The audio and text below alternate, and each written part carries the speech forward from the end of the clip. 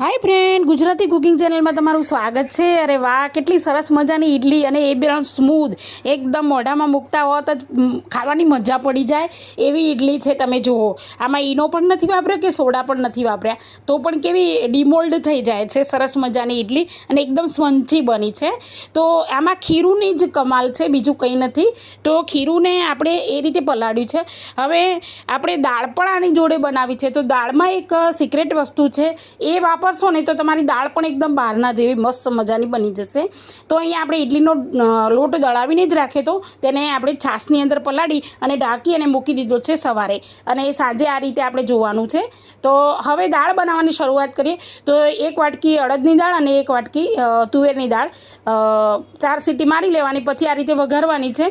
તો ડુંગળી અને ટામેટું છે અને આદુ લસણ મરચાંની પેસ્ટ એડ કરી છે અને સરસ મજાનું આને હલાવી લેવાનું છે મસ્ત એવું।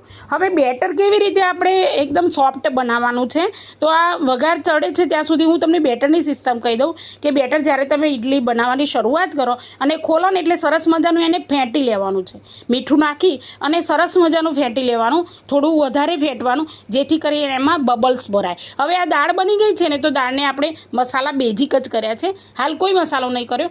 દાળ ઘટ રાખવાની છે એટલા માટે કે દાળ એકદમ ટેસ્ટી બને અને ખાવાની મજા પડે। પાણી જેવી દાળમાં ઇડલી ખાવી મજા ના પડે।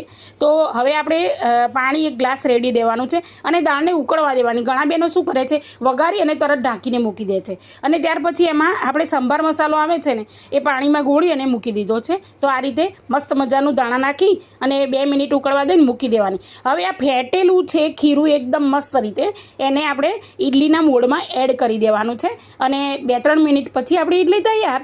તો સબસ્ક્રાઈબ કરવાનું ના ભૂલતા। આટલા સરસ વિડીયો બનાવું છું, પ્લીઝ સબસ્ક્રાઈબ તો કરો।